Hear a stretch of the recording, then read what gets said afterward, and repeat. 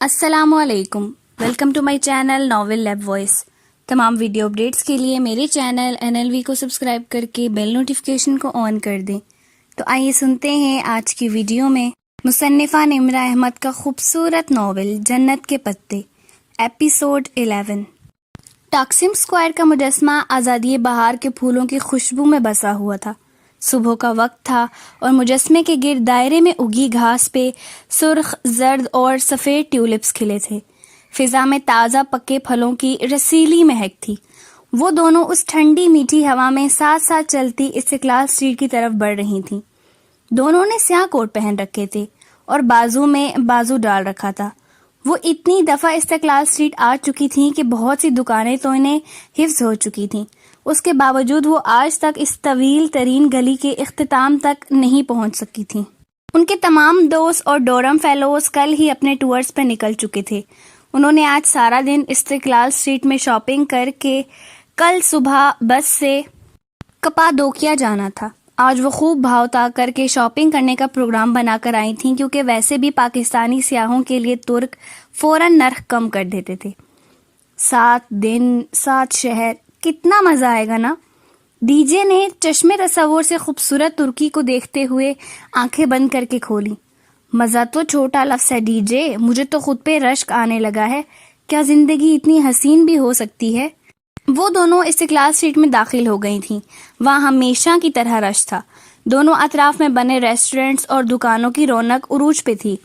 ترکی کا نقشہ ہمارے پاس ہے، ہم روز ایک شہر جائیں گے، ایک رات ادھر قیام کریں گے اور پھر وہاں سے قریبی شہر کی بس پکڑ کر آگے چلے جائیں گے۔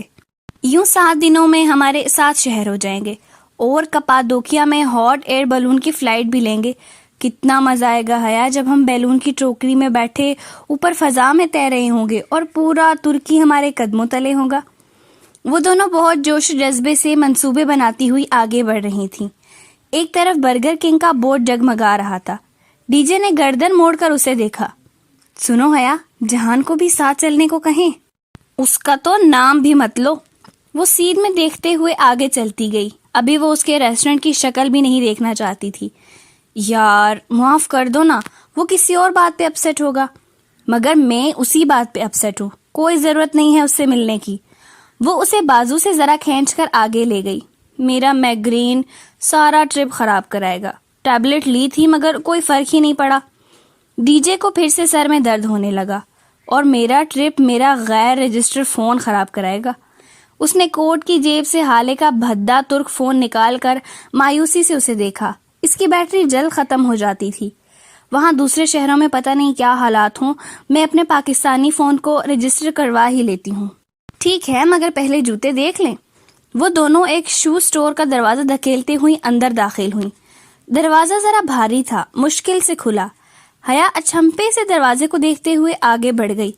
عجیب بات تھی کہ جس اگلی دکان پہ وہ گئیں اس کا دروازہ بھی زور لگا کر دھکیلنے پہ پیچھے ہوا۔ آج استقلال جدیسی کے دروازوں کو کیا ہوا ہے؟ ڈی جے بھی محسوس کر کے ذرا حیرت سے بولی۔ ایویا کی دکان استقلال اسٹریٹ میں ذرا آگے جا کر ملی۔ وہ دونوں اکٹھی چوکٹ تک آئیں اور لاشعوری طور پر ایک دم بہت زور سے دروازے کو دھکا دیا۔ وہ گلاس ڈور بے حد باریک اور نازک شیشے کا بنا تھا۔ وہ گویا اڑتا ہوا جا کر مخالف سمت میں کھڑے سٹینڈ سے ٹکرایا اور زوردار چھناکے کی آواز آئی۔ لوہے کے سٹینڈ کا کوئی ہک نکلا ہوا تھا، اس کی ضرب زور سے لگی اور دروازے کے اوپری حصے سے شیشے کے ٹکڑے چھن چھن کرتے فرش پہ آ گرے۔ وہ دونوں ایک دم ساکت سی آدھے ٹوٹے دروازے کو دیکھ رہی تھیں۔ کاؤنٹر کے نچلے دراز سے کچھ نکالتے سیلز مین نے چونک کر سر اٹھایا۔ ٹوٹے دروازے کو دیکھ کر اس کا پورا منہ کھل گیا۔ وہ ہکا بکا سا اٹھ کھڑا ہوا۔ کا پئی کر دے، اس نے اگلی انگلی سے دروازے کی طرف اشارہ کیا۔ ڈی جے کا سکتا پہلے ٹوٹا۔ وہ حیا کے قریب کھسکی اور ہولے سے سرگوشی کی۔ حیا، اس نے ہمیں دروازہ توڑتے نہیں دیکھا۔ بس ٹھیک ہے، ہم مکر جاتے ہیں۔ وہ گلا کھنکارتے خود کو نارمل کرتے ہوئے آگے بڑھی اور اپنا پاکستانی فون اس کی طرف بڑھایا۔ فون رجسٹر کروانا ہے۔ کا پے کر دی مادم؟ وہ فون کو دیکھے بنا ابھی تک دروازے کی جانب اشارہ کرتے ہوئے پوچھ رہا تھا۔ مجھے فون رجسٹر کروانا ہے۔ کا پئی کر دی؟ ڈی جے یہ کیا بک رہا ہے؟ وہ کوس سے ڈی جے کی طرف پلٹی. اسے غالباً انگلش نہیں آتی اور یہ دروازے کے بارے میں پوچھ رہا ہے. دیکھو بھائی. وہ آگے آئی اور کاؤنٹر پہ کوہنی رکھے بڑے اعتماد سے بولی, ہم نے کوئی دروازہ نہیں توڑا, اور ہم نے تو تمہارا دروازہ دیکھا ہی نہیں تھا. بالکل, ہم نے تو کبھی زندگی میں دروازے نہیں دیکھے. ہمارے ہاں گھروں میں دروازے ہوتے ہی نہیں ہیں, لوگ کھڑکیوں سے اندر پھلانگتے ہیں. مگر ان کی کوئی بات اس کی سمجھ میں نہیں آ رہی تھی. وہ اب دکھ اور صدمے سے سینے پہ ہاتھ مارتے دروازے کو دیکھتے ہوئے اللہ اللہ کہنے لگا. ترک شدید غم میں یہی کرتے تھے. اچھا میرا فون رجسٹر کر دو. لڑکا چند لمحے غمگین و کینہ پرور نگاہوں سے انہیں دیکھتا رہا, پھر ہاتھ آگے بڑھایا. پسپوت یعنی کہ پاسپورٹ. ان دونوں نے ایک دوسرے کو ذرا تشویش سے دیکھا. یہ پاسپورٹ صرف فون کے لیے مانگ رہا ہے؟ نہیں, یہ ہمیں اندر کروائے گا ڈی جے. اسے پاسپورٹ نہیں دینا, ورنہ اس نے اتنا لمبا جرمانہ کروانا ہے کہ ہمارا ٹرپ کینسل ہو جائے گا. پاسپورٹ نہیں ہے ہمارے پاس, ڈی جے نے ہاتھ ہلا کر زور سے کہا. وہ حیا سے چند قدم پیچھے تھی. پاسپورٹ. اس نے بازو بڑھائے, پھر سے پاسپورٹ مانگا. کہا نا نہیں ہے ہمارے پاس پاسپورٹ. حیا جھنجھلائے ہوئے انداز میں کہہ رہی تھی. پاسپورٹ کے بغیر رجسٹر نہیں کر سکتے. دیکھو ہم تمہیں کچھ پیسے اوپر دے دیں گے. Ambulance ambulance. وہ اپنی دھن میں کہی جا رہی تھی جب لڑکا ایک دم گھبرا کر چلا اٹھا. اس نے نا سمجھی سے اسے دیکھا, پھر اس کی نگاہوں کے تعاقب میں گردن موڑی. حیا حیا. پیچھے کھڑی خدیجہ سر دونوں ہاتھوں میں تھامے اوندھی گرتی جا رہی تھی. اس کی آنکھیں بند ہو رہی تھیں اور وہ تکلیف کی شدت سے دبے دبے انداز میں چلا رہی تھی. لڑکا بھاگ کر کاؤنٹر کے پیچھے سے نکلا. D J D J. وہ ہذیانی انداز میں چیختے ہوئے اس کی طرف لپکی. اس کی اینک پھسل کر فرش پہ جا گری. تیزی سے اس کی طرف بڑھتے لڑکے کا جوگر اس پہ آیا. کڑچ کی آواز آئی اور ایک شیشہ دو حصوں میں بٹ گیا. D J D J. وہ اس پہ جھکی دیوانہ وار اسے پکار رہی تھی. ڈی جے کی آنکھیں بند ہو رہی تھیں. ساری دنیا اندھیرے میں ڈوب رہی تھی. ہسپتال کا وہ کوریڈور سرد اور ویران تھا. سنگ مرمر کا فرش کسی مردے کی طرح تھا, سفید, بے جان, ٹھنڈا. وہ بینچ پہ بالکل سیدھی بیٹھی تھی, ساکت, جامد, سیدھ میں کسی غیر مرئی نقطے پہ نگاہیں مرکوز کیے. اس کی آنکھوں سے آنسو مسلسل ٹوٹ ٹوٹ کر گر رہے تھے. جب سے ڈی جے آپریشن تھیٹر میں تھی وہ یوں ہی ادھر بیٹھی تھی. آن ڈیوٹی ڈاکٹر نے کچھ بتایا تھا کہ خدیجہ کے برین میں بیری اینوریزم تھی, ایک پھولی ہوئی اینوریزم جو پھٹ گئی تھی. سب آرگنائڈ ہیمریج. ڈاکٹر نے کہا تھا کہ بیری اینوریزم پھٹنے والے مریضوں میں سے 80-90% کی موت ہو جاتی ہے. کم سے کم بھی 10% کی امید تھی, اور وہ اسی 10% امید کو تھامے وہاں بینچ پہ بیٹھی تھی. اس کا ذہن بالکل مفلوج ہو چکا تھا, جیسے بھاری سل سے سر کو کچل دیا گیا. پھر بھی اس نے کہیں سے ہمت مجتمع کر کے ڈی جے کے گھر والوں کو پاکستان فون کر دیا تھا. اس کے باپ بھائیوں کی پریشانی, ماں کے آنسو, وہ کچھ نہیں سمجھ پا رہی تھی. اس کے ابو ترکی آنے کی کوشش کر رہے ہیں, اور اس کا بھائی جو فرانس میں مقیم تھا وہ بھی رات تک پہنچ جائے گا. بس اس کی سمجھ میں یہی بات آئی تھی.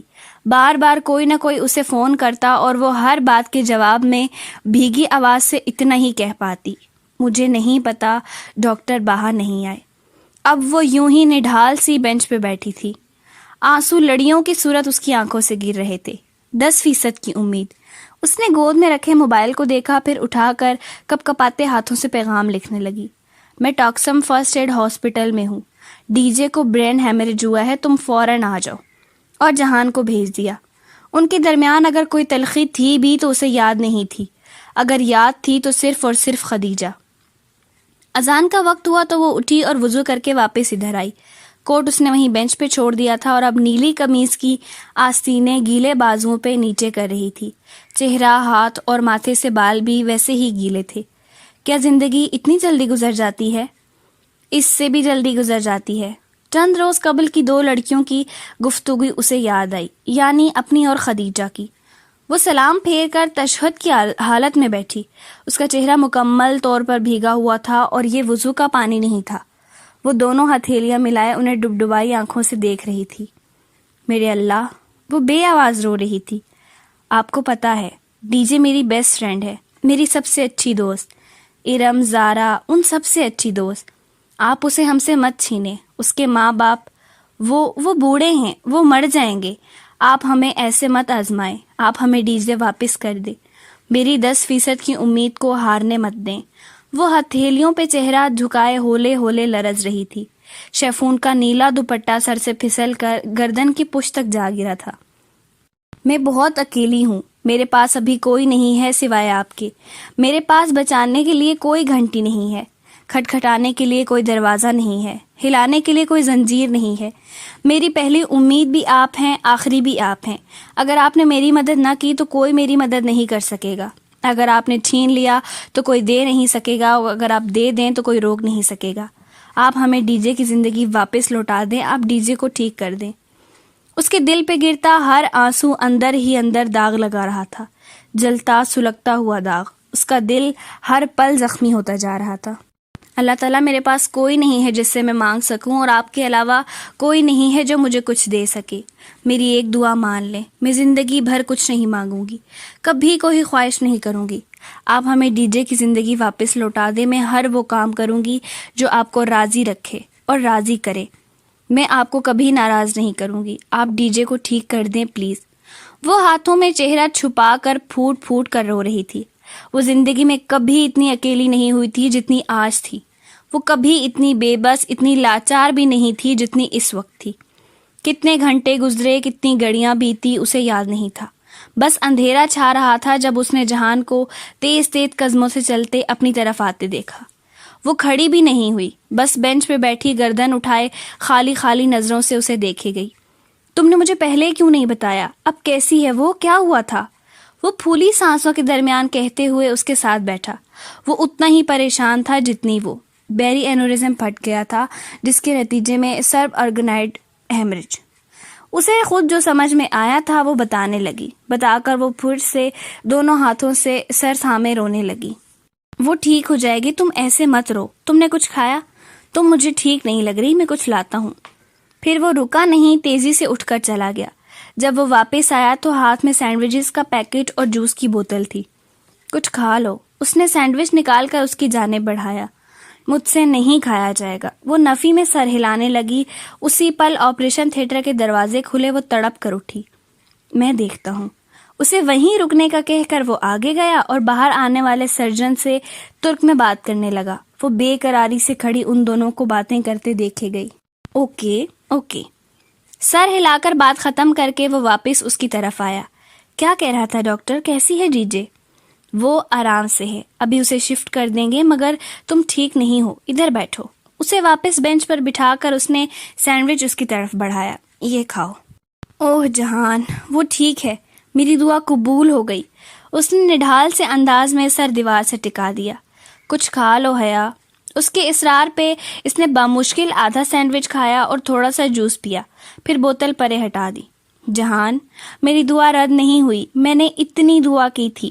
یہ کیسے ہو سکتا ہے کہ کوئی اتنی دعا کرے اور وہ پوری نہ ہو؟ کھوئے کھوئے انداز میں دور خلاؤں میں دیکھتے ہوئے کہہ رہی تھی. حیا تھوڑا سا اور کھا لو ورنہ تمہاری طبیعت بگڑ جائے گی. نہیں، تمہیں پتا ہے میں نے کبھی اتنے دل سے دعا نہیں مانگی جتنی آج مانگی تھی. پھر یہ کیسے ہوتا کہ وہ پوری نہ ہوتی؟ اس کی آنکھوں سے پھر سے آنسو بہنے لگے. وہ خاموش اسے دیکھے گیا. اب وہ مزید کچھ نہیں کھائے گی، اسے اندازہ ہو چکا تھا. وہ اب سامنے دیوار کو دیکھتے ہوئے بہتے آنسوؤں کے درمیان کہہ رہی تھی. تمہیں پتا ہے، انسان کو کوئی چیز نہیں ہرا سکتی جب تک کہ وہ خود ہار نہ مان لے، اور میں نے آج امید نہیں ہاری تھی جہان، مگر بعض دفعہ قسمت ہرا دیا کرتی ہے. وہ بہت دھیرے سے بولا تو وہ چونکی. جہان اسے ہی دیکھ رہا تھا. ایک دم اس کا دل ڈوب کر ابھرا.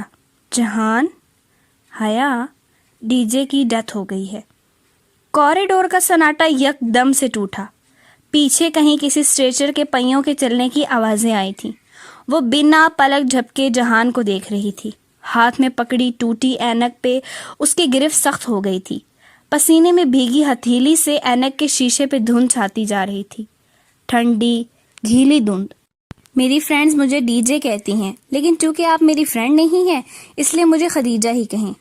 شام کی دھندلی سی چادر نے پورے استنبول کو اپنی لپیٹ میں لے رکھا تھا.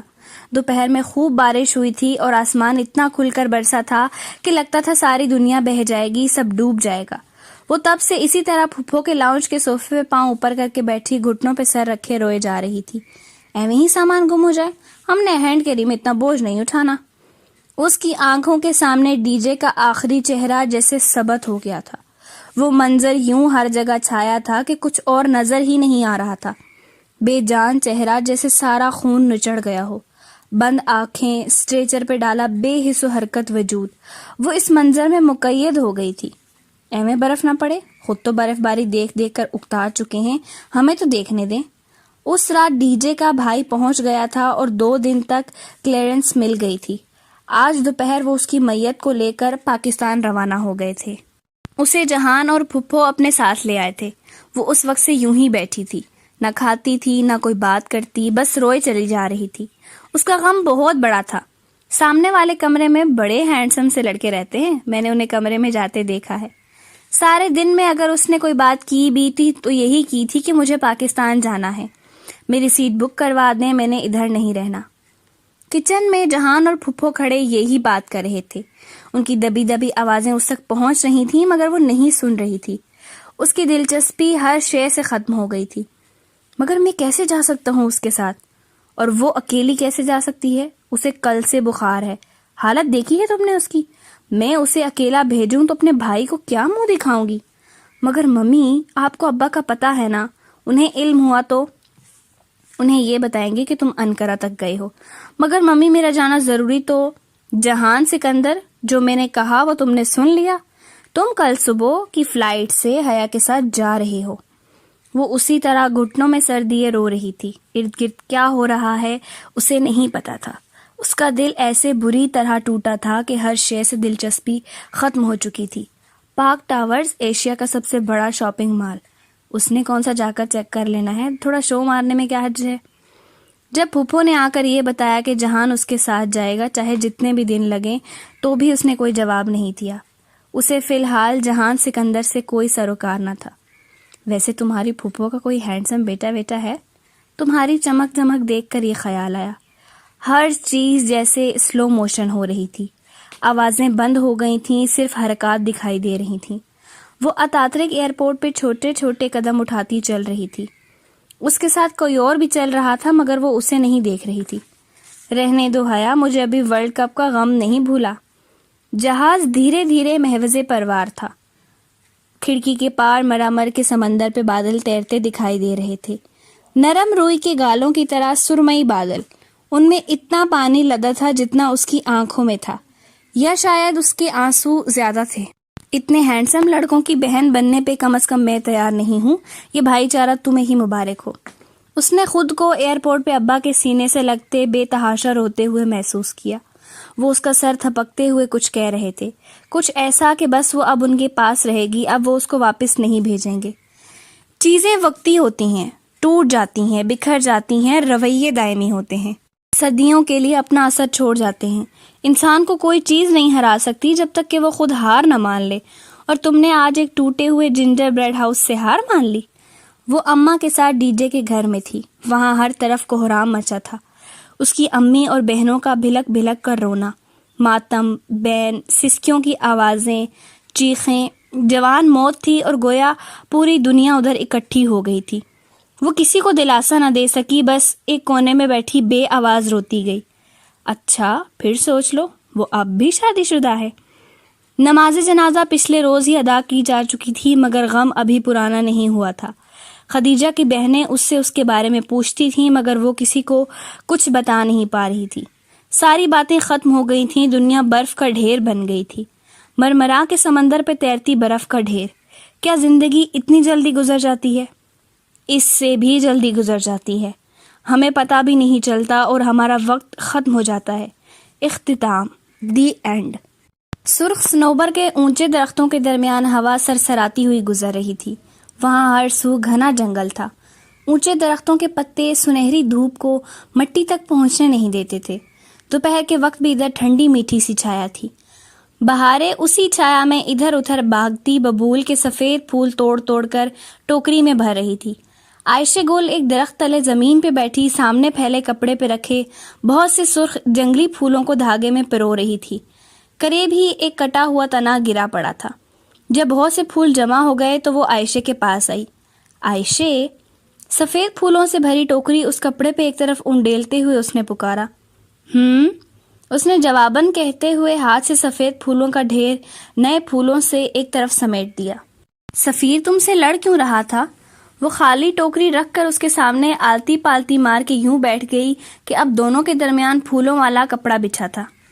لڑ نہیں رہا تھا، اپنی بات سمجھانے کی کوشش کر رہا تھا. مگر وہ اونچا اونچا کیوں بول رہا تھا؟ بہارے دونوں ہتھیلیوں پہ چہرہ گرائے الجھی سے پوچھ رہی تھی. گردن جھکا کر سوئی پھول میں ڈالتی عائشہ نے مسکرا کر سر جھٹکا. جب انسان دوسرے کی بات نہیں سمجھنا چاہتا تو وہ یوں ہی اونچا اونچا بولتا ہے. تمہیں پتا ہے نا اس کے پیرنٹس نے اس کی شادی اس کی پاکستانی کزن سے طے کر دی ہے اور وہ اسے شادی نہیں کرنا چاہتا. کیوں نہیں کرنا چاہتا؟ اس کی مرضی نہیں ہوگی. اس نے سوئی کو پھول کی دوسری طرف سے نکال کر کھینچا. دھاگا کھینچتا چلا آیا. پھولوں کی لڑی لمبی ہوتی جا رہی تھی. شادی مرضی سے ہوتی ہے نا؟ ہاں. وہ اب بہارے کے سفید پھولوں کے ہاتھ سے ادھر ادھر ٹٹول رہی تھی. پھر جب میں بڑی ہوں گی تو میں عبد الرحمن سے شادی کروں گی. پھولوں کو سمیٹتا اس کا ہاتھ رکا. اس نے ایک خفا سی نگاہ بہارے پہ ڈالی. بری بات ہے بہارے گل، اچھی لڑکیاں یوں ہر بات نہیں کر لیتی. مگر میں نے عبد الرحمن کو کہہ دیا تھا. وہ ایک دم ٹھٹک کر رک گئی اور بے یقینی سے اسے دیکھا. کیا کہا تم نے اسے؟ یہی کہ جب میں بڑی ہوں گی تو کیا وہ مجھ سے شادی کرے گا. تو اس نے کیا کہا؟ اس نے کہا تمہیں ایسی باتیں کس نے سکھائی؟ پھر وہ سانس روکے سن رہی تھی. میں نے کہا عائشہ گل نے. روانی سے بولتی بہارے یک لخت اٹکی. کیا؟ وہ ششدر رہ گئی. تم نے اس سے جھوٹ بولا؟ تم نے وعدہ کیا تھا کہ اب تم جھوٹ نہیں بولو گی. خدایا وہ کیا سوچتا ہوگا میرے بارے میں. اس نے تعصب سے ماتھے کو چھوا. بہارے نے لاپرواہی سے شانے اچکائے. مگر اسے پتہ چل گیا تھا. اس نے کہا عائشہ گل اچھی لڑکی ہے اور مجھے پتا ہے اس نے ایسا کچھ نہیں کہا ہوگا. اس کی بات پہ عائشہ کے تنے ہوئے اعصاب ڈھیلے پڑ گئے. ایک بے اختیار سی مسکراہٹ اس کے چہرے پہ بکھر گئی. وہ ہولے سے سر جھٹک کر پھول اٹھانے لگی. مگر تم نے جھوٹ بولنا نہیں چھوڑا نا؟ وعدہ اب نہیں بولوں گی. ہر دفعہ اللہ سے وعدہ کرتی ہو، وہ ہر دفعہ تمہیں ایک اور موقع دے دیتا ہے، مگر تم پھر وعدہ توڑ دیتی ہو. اتنی دفعہ وعدہ توڑو گی تو وہ تمہارے وعدوں کا اعتبار کرنا چھوڑ دے گا. آئندہ میں سچ بولوں گی، اب کی بار مضبوط والا وعدہ. چلو ٹھیک ہے. وہ مسکرا دی. اب تم نے ہمیشہ سچ بولنا ہے، کیونکہ جب انسان بہت زیادہ جھوٹ بولتا ہے تو ایک وقت ایسا آتا ہے جب اسے خود اپنے سچ کا بھی اعتبار نہیں رہتا. سی گرلز کا غول پھڑپھڑاتا ہوا ان کے اوپر سے گزرا. عائشہ نے گردن اٹھا کر اوپر دیکھا. وہ پرندے یقیناً پورے بیو کدا کا چکر کاٹ کر اب سمندر کی طرف محو پرواز تھے. عائشہ گل. چند لمحے ان پرندوں کے پنکھ کی مانند اڑ کر بادلوں میں گم ہو گئے تو بہارے نے پکارا. بولو. وہ گردن جھکائے اب لڑی میں اب سرخ پھولوں کے آگے سفید پھول پرو رہی تھی. تم تو ہمیشہ سچ بولتی ہو نا، ایک بات بتاؤ گی؟ بہارے ذرا ڈرتے ڈرتے کہہ رہی تھی. پوچھو. عبداللہ کی بہن کسی کو کہہ رہی تھی کہ بیوکدا کی پولیس بہت بری ہے. وہ عبد الرحمن پاشا کو کچھ نہیں کہتی، اور یہ کہ وہ جزیرے کا سب سے برا آدمی ہے. عائشہ، کیا عبد الرحمن واقعی برا آدمی ہے؟ وہ رک رک کر تذبذب سے پوچھ رہی تھی. عائشہ سانس روکے اسے دیکھ رہی تھی. بہارے خاموش ہوئی تو اس نے ذرا خفگی سے سر جھٹکا. نہیں، وہ بہت اچھا آدمی ہے. عبداللہ کی بہن کو کیا پتا؟ اور تم نے کسی سے جا کر عبد الرحمن کے بارے میں کوئی بات نہیں کرنی. تمہیں اپنا وعدہ یاد ہے نا؟ بہارے نے گردن اسبات میں ہلا دی. مجھے یاد ہے. عائشہ دھاگا دان سے توڑ کر لڑی کے دونوں سروں کی آپس میں گرا لگانے لگی. اس کے چہرے پہ واضح اداسی بکھری تھی. وہ سپہر میں خدیجہ کے گھر سے واپس آئی تھی. کچھ دیر کمرے میں لیٹی رہی. سر درد سے پھٹا جا رہا تھا. بخار بھی ہو رہا تھا اور نیند تھی کہ آ ہی نہیں رہی تھی. بند کمرے میں گھٹن ہونے لگی تو وہ گھبرا کر اٹھی اور کھڑکیوں کے پردے دونوں ہاتھوں سے ہٹائے. سامنے لان میں کرسیوں پر ابا اور اماں کے ساتھ تایا فرقان اور سائمہ تائی چائے پیتے نظر آ رہے تھے. میز پہ سنیکس اور دیگر لوازمات رکھے تھے اور لوگ باتوں میں مگن تھے. سائمہ تائی بہت سلیقے سے سر پہ دوپٹہ جمائے فاطمہ کی طرف چہرہ کیے کچھ کہہ رہی تھی. فاطمہ تایا فرقان کے سامنے سر پہ دوپٹہ لے لیتی تھیں جو پیچھے کیچر تک ڈھلک جاتا تھا، ان کی آنکھیں حیا جیسی تھیں اور لوگ کہتے تھے کہ 20 سال بعد حیا ایسی ہی ہوگی، اور اب وہ سوچتی تھی کہ پتہ نہیں 20 سال بعد وہ ہوگی بھی یا نہیں۔ وہ شاور لے کر سادہ سفید ٹراؤزر پہ ٹخنوں کو چھوتی سفید لمبی قمیص پہنے ہم رنگ دوپٹہ سر پہ لپیٹے باہر آئی۔ پہلے عصر کی نماز پڑھی کہ نمازیں ان دنوں وہ قریباً ساری ہی پڑھ رہی تھی۔ خدیجہ کے لیے بہت ڈھیر ساری دعائیں کر کے وہ اٹھی اور پھر دوپٹہ شانوں پہ پھیلائے بالوں کو کھلا چھوڑے کچن کی طرف آ گئی۔ فاطمہ فریج سے کچھ نکال رہی تھیں۔ اسے آتے دیکھا تو فریج کا دروازہ بند کر کے مسکراتی ہوئی اس کی طرف آئیں۔ شانوں تک آتے بالوں کو کیچڑ میں باندھے وہ عام حلیے میں بھی بہت جاذب نظر لگتی تھی۔ میرا بیٹا اٹھ گیا؟ انہوں نے اسے گلے لگایا، پھر ماتھا چوما۔ جی۔ وہ مسکرانا چاہتی تھی مگر آنکھیں بھیگ گئی۔ بس صبر کرو، اللہ کی چیز تھی، اللہ نے لے لی۔ صبر اتنا آسان ہوتا تو کوئی دوسرے کو کرنے کو نہ کہتا۔ اماں، ہر شخص خود ہی صبر کر لیتا، مگر میں کوشش کروں گی۔ گڈ۔ اچھا باہر آ جاؤ، تایا تائی ملنے آئے ہیں۔ مجھ سے؟ ہاں، اور جہان سے بھی۔ او ہاں، کدھر ہے وہ؟ اس سے یاد آیا کہ وہ بھی ساتھ آیا تھا۔ بس کھانا کھا کر سو گیا تھا، ظاہر ہے تھکا ہوا تھا۔ ابھی میں نے دیکھا تو اٹھ چکا تھا، کہہ رہا تھا بس آ رہا ہوں۔ ویسے سبین کا بیٹا ذرا، وہ کہتے ہوئی جھٹکی، ذرا پراؤڈ سا نہیں ہے؟ نہیں، وہ شروع میں یوں ہی ریزرو سا رہتا ہے، اور بعد میں؟ حیا نے گہری سانس لی۔ بعد میں بھی ایسا رہتا ہے، اس شروع اور بعد کے درمیان کبھی کبھی نارمل ہو جاتا ہے۔ وہ باہر آئی تو اسے دیکھ کر تایا فرقان مسکرائے۔ وہ جھک کر ان دونوں سے ملی۔ اتنے عرصے بعد ملا ہوں اپنی بیٹی سے، اور وہ بھی ایسے موقع پر۔ تمہاری دوست کا سن کر بہت افسوس ہوا، اللہ اس کی مغفرت کرے۔ آمین۔ وہ سر کے اسبات کے ساتھ تعزیت وصول کرتی کرسی کھینچ کر بیٹھی۔ ہوا کیا تھا اسے؟ سائمہ تائی نے ذرا ہمدردی سے پوچھا۔ Brain haemorrhage. چند لمحے کے لیے ملال زدہ خاموشی چھا گئی، جسے برآمدے کا دروازہ کھلنے کی آواز نے چیرا۔ وہاں سے فاطمہ باہر آئی تھیں اور ان کے عقب میں جہان بھی تھا۔ اس نے سیاہ ٹراؤزر جس کے دونوں پہلوؤں پہ لمبی سفید دھاری تھی کے اوپر آدھے بازوؤں والی سرمئی ٹی شرٹ پہن رکھی تھی۔ آنکھیں خمار آلود تھیں جیسے ابھی سو کر اٹھا ہو۔ چہرہ اور سامنے کے بال گیلے تھے۔ وہ شاید پانی کے چھینٹے مار کر تولیے سے منہ خشک کیے بغیر ہی باہر آ گیا تھا۔ اسے دیکھ کر سب اس کی طرف متوجہ ہو گئے۔ وہ لان کے دہانے پہ پہنچا تو لمحے بھر کے لیے ذرا تذبذب سے گھاس کو دیکھا، پھر ایک نگاہ سامنے بیٹھے افراد کے قدموں پر ڈالی جو جوتوں میں مقید تھے، پھر ذرا جھجک کر گھاس پہ چلتا ہوا ان تک آیا۔ حیا جانتی تھی کہ وہ کیوں جھجکا ہے۔ ترکی میں گھاس پہ جوتوں سے چلنا سخت معیوب سمجھا جاتا تھا، اور موقع ملنے پہ وہ اور ڈی جے اپنی دلی تسکین کے لیے گھاس پہ ضرور جوتوں سے چل کر دیکھتی تھی۔ شکر ہے تمہاری شکل تو دیکھی ہم نے۔ اس سے مل کر رسمی انداز میں سب کا حال احوال پوچھ کر تایا فرقان نے گھنی مونچھوں تلے مسکراتے ہوئے کہا تھا، تھینکس۔ وہ رسمن کبھی نہیں مسکرایا اور اسی سرد انداز میں کہتا حیا کے مقابل کرسی کھینچ کر بیٹھا۔ وہ یہاں آنے پر قطعاً راضی نہ تھا، وہ جانتی تھی۔ سبین نے تو گویا قسم کھا رکھی ہے کہ ہمیں اپنے بیٹے کی شکل نہیں دیکھنے دے گی۔ اسے کیسے خیال آیا تمہیں بھیجنے کا؟ اس کے لیے دیے سے انداز کا اثر تھا کہ تایا فرقان اس کے مسکراتے لہجے کے پیچھے ذرا سی چبھن آئی۔ ممی کو اپنی بھتیجے کو اکیلے بھیجنا آکورڈ لگ رہا تھا، سو مجھے آنا پڑا۔ بغیر کسی لگی رپٹی کے اس نے کہہ ڈالا۔ منگیتر منکوہا کے الفاظ تو دور کی بات، اس نے تو میری کزن تک نہیں کہا تھا، گویا رشتوں کی حدود واضح کی۔ سلیمان صاحب کے ماتھے پہ ذرا سی شکن ابھر آئی اور سائمہ تائی کے لبوں کو ایک معنی خیز مسکراہٹ نے چھو لیا۔ حیا بالکل لا تعلق سی لان کی کیاریوں میں اگے پھولوں کو دیکھنے لگی۔ وہ اور ڈی جے ہمیشہ ٹاکسم پارک سے پھول چرانے کی کوشش کرتے تھے، مگر پارک کا کیئر ٹیکر ان پہ بڑی سخت نگاہ رکھتا تھا۔ اور تمہاری ممی کب آئیں گی؟ سلیمان صاحب نے چائے کا گھونٹ بھرتے ہوئے پوچھا۔ ممی کی بھتیجی اور تمہاری ممی، اس گھر کے مرد آج بہت تول تول کر الفاظ ادا کر رہے تھے۔ کچھ کہہ نہیں سکتا، اس نے شانے اچکا دیے۔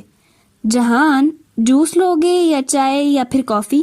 فاطمہ نے چائے کے خالی کپ ٹرے میں رکھتے ہوئے اس کو مخاطب کیا۔ وہ مردوں کی بنسبت اس کو داماد والا پروٹوکول دے رہی تھیں۔ بس ایپل ٹی بہت ہے، اس نے روانی میں کہہ دیا، مگر فاطمہ کی آنکھوں میں ابھرتی ناسمجھی دیکھ کر لمحے بھر کو متذبذب ہوا، پھر فوراً تصحیح کی، بس چائے۔ فاطمہ نے مسکرا کر سر ہلایا اور ٹرے اٹھائے اندر کی طرف بڑھ گئیں۔ تو بیٹا آپ کی اسٹڈیز کمپلیٹ ہو گئیں؟ سائمہ تائی اب بہت میٹھے لہجے میں پوچھ رہی تھی۔ وہ ہر کسی کے لیے اتنی میٹھی نہیں ہوتی تھی، کچھ تھا جو اسے چونکا گیا۔ جی اب تو کافی عرصہ ہو گیا۔ پھر کیا کر رہے ہو آپ؟ میرا استقلال اسٹریٹ پہ ایک ریسٹورنٹ ہے، وہی دیکھتا ہوں۔ جواباً سائمہ تائی ذرا حیران ہوئی، البتہ طیا فرقان نے متانت سے سر ہلاتے اپنے تاثرات چھپا لیے۔ وہ جانتی تھی کہ وہ لوگ استقلال اسٹریٹ کی قیمتی زمین کی اہمیت کو نہیں سمجھتے، اس لیے متاثر نہیں ہوئے، اور گو کہ وہ اپنی لا تعلقی توڑنا نہیں چاہتی تھی، پھر بھی دھیرے سے بولی، استقلال اسٹریٹ پہ ایک ریسٹورنٹ کا مطلب ہے لاہور کی MM عالم روڈ پر 2 ریسٹورنٹ۔ کہہ کر وہ کیاریوں کو دیکھنے لگی۔ او اچھا، گڈ۔ ان کے تاثرات فوراً ہی بدلے تھے۔ والد صاحب کی طبیعت کیسی ہے اب؟ جی ٹھیک ہیں، وہ مختصر جواب دے رہا تھا، تبھی فاطمہ اس کی چائے کا مگ ٹرے میں لیے چلی آئی۔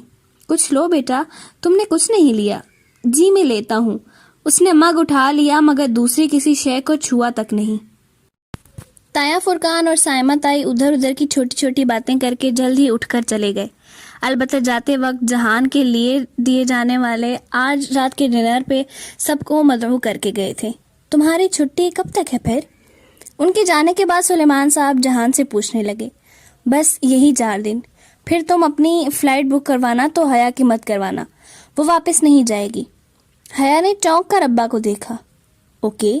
جہان نے ایک سرسری نظر اس پہ ڈالتے ہوئے شانے اچکا دیے۔ مگر ابا ہمارا کانٹریکٹ، وہ ایک دم بہت پریشان ہو گئی تھی۔ میں تمہارا میڈیکل سرٹیفکیٹ بنوا دوں گا، کانٹریکٹ کی فکر چھوڑ دو، اب میرا مزید حوصلہ نہیں ہے تمہیں باہر بھیجنے کا۔ اس بچی کا جنازہ بھگتایا ہے میں نے، اتنی دور اکیلی بچیاں بھیجنا کہاں کی عقل مندی ہے، کل کو کچھ ہوا تو۔ مگر ابا اس کے برین میں اندر بہت پہلے سے۔ حیا جو تم نے کہا، جو میں نے کہا وہ تم نے سن لیا؟ ان کا انداز اتنا ڈوٹوک اور سخت تھا کہ اس نے سر جھکا دیا۔ جی ابا۔ جہان لا تعلق سے بیٹھا چائے کے گھونٹ بھر رہا تھا۔ ان دونوں نے ایک دفعہ بھی نگاہیں نہیں ملائی تھیں، پتہ نہیں کیوں۔ طیا فرقان کے پورچ کی بتیاں رات کی تاریکی میں جگمگا رہی تھیں۔ وہ اور جہان فاطمہ کے ہمراہ چلتے ہوئے برآمدے کے دروازے تک آئے۔ سلیمان صاحب کا کوئی آفیشل ڈنر تھا، سو انہوں نے معذرت کر لی تھی۔ دروازے کے قریب جہان رکا اور جھک کر بوٹ کا تسمہ کھولنے لگا۔ فاطمہ نے رک کر اچھمپے سے اسے دیکھا۔ پاکستان میں جوتے پہن کر گھر میں داخل ہوتے ہیں۔ وہ اتنی کبیدہ خاطر اور بیزار تھی کہ جہان سے مخاطب ہونے کا دل نہیں چاہ رہا تھا، پھر بھی کہہ اٹھی، اوہ سوری۔ وہ ذرا چونکا، پھر جلدی سے تسمے کی گرہ لگا کر سیدھا ہوا۔ یہ وہ پہلی باضابطہ گفتگو تھی جو پاکستان آ کر ان دونوں کے درمیان ہوئی تھی۔ ترکی میں جوتے گھر کے باہر اتارتے ہیں، اس لیے وہ رکا تھا۔ اس نے الجھی سی کھڑی فاطمہ کے قریب سرگوشی کر کے وجہ بتائی۔ فاطمہ نے سمجھ کر اوہ کہا، پھر آگے بڑھ گئیں۔ ڈائننگ ہال میں بہت پرتکلف سا کھانا سجا تھا۔ سائمہ تائی نے خوب اہتمام کر رہا تھا۔ جہان بہت مختصر گفتگو کر رہا تھا، کوئی کچھ پوچھتا تو جواب دیتا اور پھر خاموشی سے کھانے لگ جاتا۔ ارم، سونیا بھابھی اور داور بھائی کے اس طرف بیٹھی تھی۔ فرق کی کال تھی سو وہ اسپتال میں تھا۔ ارم حیا سے ذرا رکھائی سے ملی تھی۔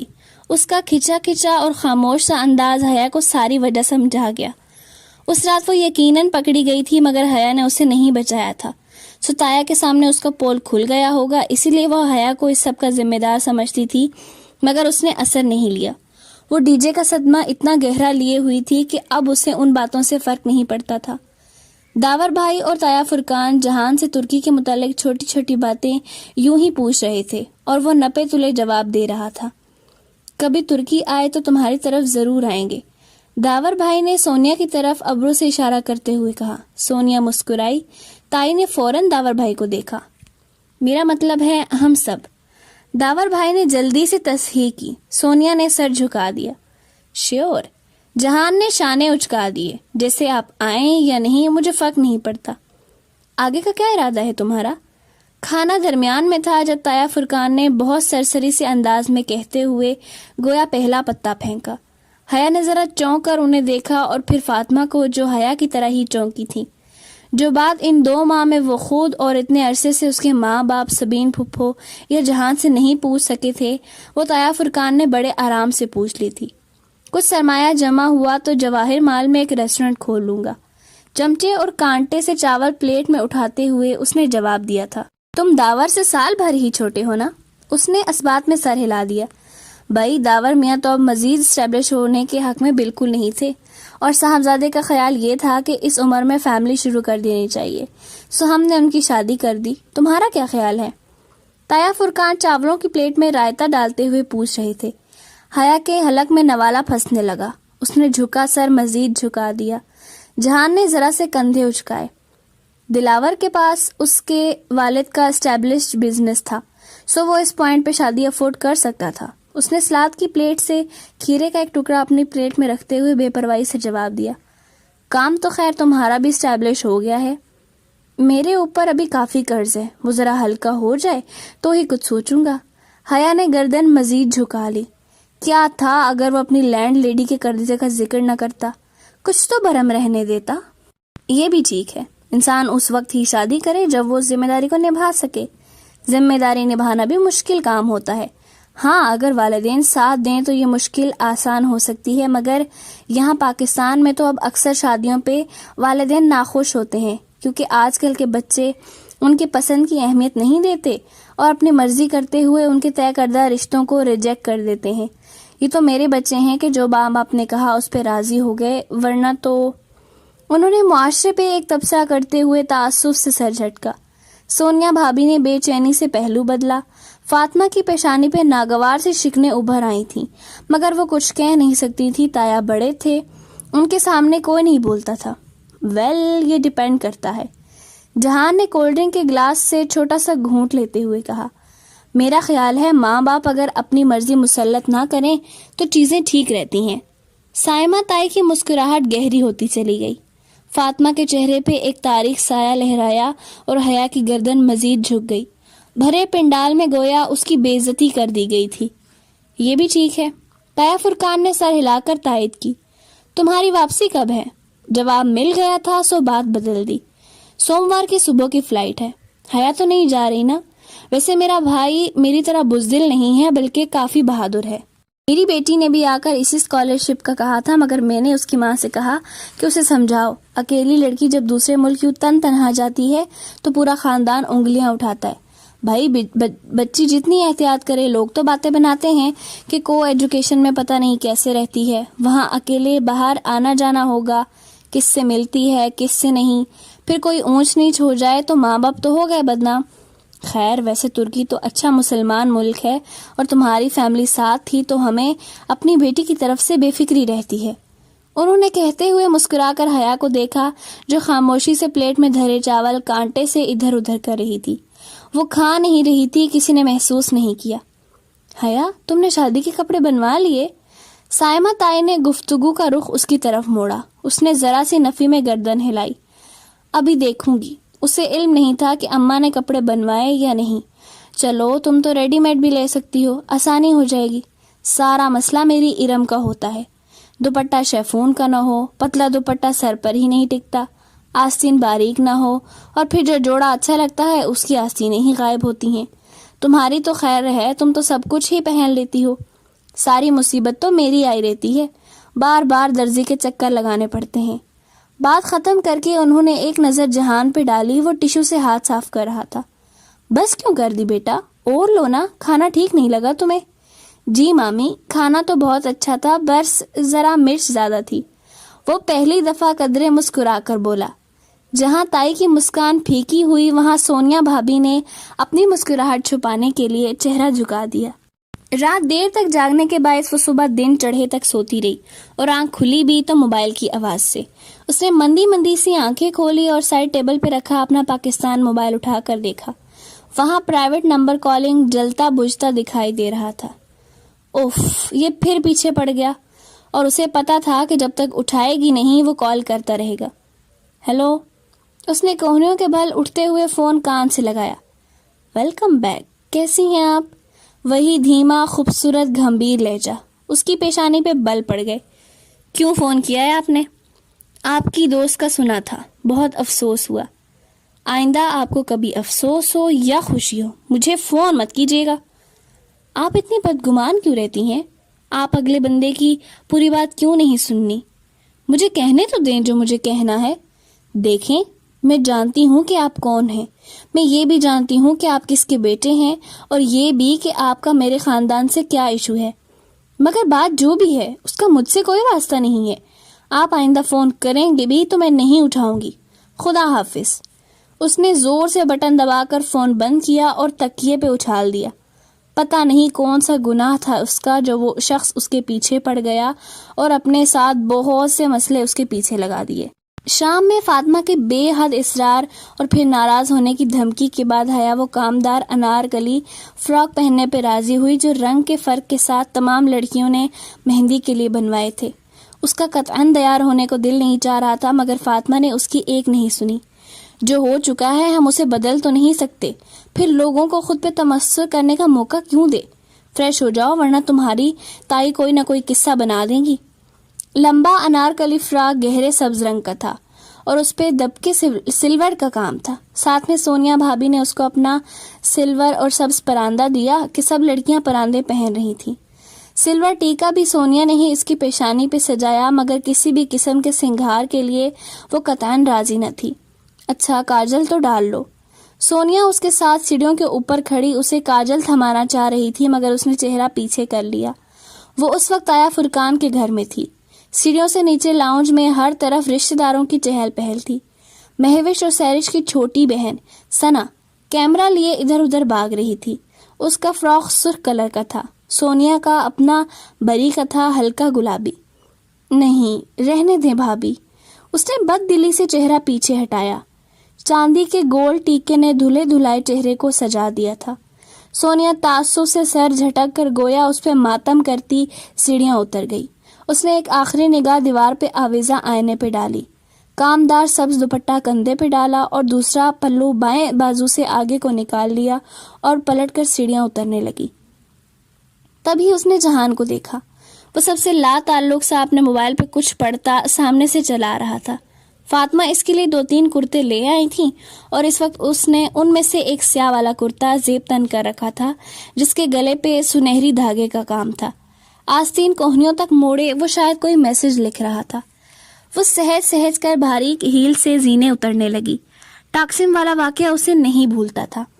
وہ آخری سیڑھی بھی تھی جب جہان نے سر اٹھایا، ایک لمحے کے لیے رک کر اسے دیکھا، پھر اس کی طرف آیا۔ حیا، وہ آخری زینے پہ ایک ہاتھ ریلنگ پہ رکھے ٹھہر سی گئی۔ میں نے سوموار کی فلائٹ بک کروائی ہے، تمہاری بک تو نہیں کروانی نا؟ تم واپس نہیں جا رہی رائٹ؟ لا تعلق سے انداز میں وہ محض کام کی بات پوچھ رہا تھا۔ اس کے گلے میں آنسوؤں کا گولا اٹکنے لگا۔ نہیں، میں واپس نہیں جا رہی۔ ابا ایک دفعہ فیصلہ کر لیں تو پھر وہ اسے نہیں بدلتے۔ وہ آخری زینہ اتر کر اس سے چند قدم کے فاصلے پہ کھڑی ہوئی۔ اوکے۔ وہ شانے اچکاتے ہوئے پلٹنے ہی لگا تھا کہ ثنا اسی پل کیمرہ لیے ان کے سامنے آئی۔ 1 منٹ جہان بھائی، یہیں کھڑے رہیں، میں آپ دونوں کی پکچر لے لوں؟ خوش دلی سے کہتے ہوئے اس نے کیمرہ اپنے چہرے کے سامنے کیا۔ جہان نے ذرا چونک کر ساتھ کھڑی حیا کو دیکھا، پھر قدرے ناگواری سے وہ چند قدم آگے کو آیا۔ ثنا جو فوکس کر رہی تھی اس نے حیران ہو کر کیمرہ چہرے نیچے کیا۔ کسی کی پکچر بنانے سے پہلے اس سے پوچھ لینا چاہیے، لب بھینچے ذرا درستی سے کہہ کر وہ آگے بڑھ گیا۔ ثنا کا رنگ ماند پڑ گیا، اس کا کیمرے والا ہاتھ ڈھیلا ہو کر پہلو میں آ گرا۔ اس نے پلٹ کر راہداری کی سمت دیکھا جہاں وہ جاتا دکھائی دے رہا تھا، پھر دبے دبے غصے سے سر جھٹکا۔ میری توبہ، جو کبھی ان کی تصویر بناؤں یا ان سے بات بھی کروں۔ وہ خفکی سے بڑبڑاتے ہوئے آگے چلی گئی۔ حیا نے انگلی کی نوک سے آنکھ کا بھیگا گوشہ صاف کیا اور سر کو خفیف سے جنبش دے کر آگے بڑھ گئی۔ اس کے پاس رونے کے لیے بہت سے غم تھے۔ مہندی کا فنکشن ظاہر چچا کے لان میں ہی منعقد کیا گیا تھا۔ لان کافی کھلا اور وسیع تھا، سو کناتوں سے صرف اوپر کی چھت بنائی گئی، باقی اطراف کھلی رکھی گئی، جہاں ہر سو دیواروں پر لڑیوں کی صورت بتیاں جگمگا رہی تھیں۔ اسٹیج پر رکھے لکڑی کے جھولے کو گیندے کے پھولوں سے آراستہ کیا گیا تھا اور مہوش اس پہ کسی ملکہ کی شان سے بیٹھی تھی۔ اس کا انارکلی فراک باقی لڑکیوں کے برعکس 2 رنگا تھا، سرخ اور زرد۔ انہی 2 رنگوں کا پراندہ آگے کندھے پہ ڈالے، دوپٹہ سر پر ٹکائے وہ مسکرا کر بہت پر اعتماد طریقے سے سب سے باتیں کر رہی تھی۔ اس اعتماد میں غرور کی جھلک بھی تھی۔ وہ خوبصورت نہیں تھی مگر خوب سارا پیسہ اپنی تراش خراش پر لٹانے کے بعد اب بے حد پرکشش لگ رہی تھی۔ پہلو میں بیٹھا اس کا ماموزاد عفان عام سی شکل کا کینیڈین نیشنل تھا، مگر سننے میں آیا تھا کہ تازہ تازہ بے حد امیر ہوا تھا۔ ابھی یہ کہانی حیا نے پوری سنی نہیں تھی۔ وہ بالکل کونے میں رکھی ایک میز کے گرد کرسی پہ بیٹھی تھی۔ وہاں جگہ جگہ ایسے ہی میزوں کے گرد کرسیوں کے پھول بنے تھے۔ کوئی اور وقت ہوتا تو وہ بھی اپنے سبز فراک میں ادھر ادھر خوش باش پھر رہی ہوتی، مگر آج وہ اندر سے اتنی بیزار اور اداس تھی کہ وہیں بیٹھی سب کو خالی خالی نگاہوں سے دیکھے گئی۔ ہر طرف لڑکیاں لڑکے آ جا رہے تھے۔ ثنا اپنا کیمرہ اٹھائے ماتھے پہ جھولتا ٹیکا سنبھالتی ادھر ادھر اٹھلاتی تصویریں کھینچتی پھر رہی تھی۔ اسٹیج پہ سائمت آئی مہوش کو مہندی لگانے کے بعد اب مٹھائی کھلا رہی تھی۔ ارم بھی وہیں تھی۔ اس کا انارکلی فراک ہلکا فیروزی تھا اور کبھی وہ دوپٹہ گردن میں ڈال لیتی تو کبھی سر پہ کر لیتی کہ خواتین اور مردوں کا ایک ہی جگہ انتظام تھا اور طایا فرقان بھی آس پاس تھے۔ ظاہر چچا روشن خیال تھے تو مہوش کے ماموں کا خاندان بھی آزاد خیال تھا، سو مہندی کا فنکشن مشترکہ رکھا گیا تھا۔ البتہ ان کے خاندان کے لڑکے اور مرد ذرا الگ الگ چند میزوں پہ براجمان تھے تاکہ برائے نام ہی صحیح مگا پارٹیشن ہو جائے۔ طایا فرقان اور سلیمان صاحب سب وہیں تھے۔ وہ اسی طرح بیٹھی پراندہ آگے کو ڈالے غیر دلچسپی سے سب کچھ دیکھ رہی تھی۔ اس نے ایک سرسری سی نگاہ میں گرد و پیش کا جائزہ لے کر جہان کو ڈھونڈنا چاہا تھا اور وہ اسے نظر آ بھی گیا۔ دور مردوں کی طرف طایا فرقان اور سلیمان صاحب کے ساتھ کرسی پہ بیٹھا آسین عادتاً کوہنیوں تک موڑے وہ خاصا لا تعلق سا بیٹھا تھا۔ یقیناً وہ جی بھر کر بور ہو رہا تھا۔ وہ تلخی سے سر جھٹک کر واپس اسٹیج کو دیکھنے لگی جہاں اب فاطمہ مہوش کو مٹھائی کھلا رہی تھیں۔ ساتھ ہی اس کی جڑواں بہن سہرش بیٹھی مسکرا کر کیمرے کو دیکھتی تصویر بنوا رہی تھی۔ اس کا انارکلی فراک پستئی رنگ کا تھا۔ دونوں بہنوں کی شکل و صورت سمیت سب مختلف تھا، مگر بدلے بدلے یہ مغرورانہ انداز یکساں تھے۔ ثنا چونکہ چھوٹی تھی یا فطرتاً مختلف تھی سو اس نے یہ اثر قبول نہیں کیا تھا۔ اب ایسا بھی کیا ہوا تھا کہ وہ دونوں اتنی اکڑی پھر رہی تھیں؟ کس سے پوچھے؟ اس کے اندر فطری تجسس جنم لینے لگا تھا۔ حیا ادھر بیٹھی ہو؟ ارم اپنا فیروزی کامدار دوپٹہ سر پہ ٹھیک سے جماتے ہوئے اس کے ساتھ کرسی پہ آ بیٹھی۔ کل کی نسبت اس کا رویہ قدر دوستانہ تھا۔ ہاں تم سناؤ، تھک گئی ہو؟ وہ بھی جواباً نرمی سے بولی۔ ہاں بس تھوڑی بہت۔ اچھا وہ لہجہ ذرا سرسری بنا کر وہ بولی، فون فارغ ہوگا تمہارا؟ مجھے ذرا فضا کو کال کرنی تھی، کچھ نوٹس کا کہنا تھا، میرا فون خراب ہے آج کل۔ حیا نے گہری سانس اندر کو کھینچ کر خارج کی تو ارم سے اس کا فون بھی لے لیا گیا تھا۔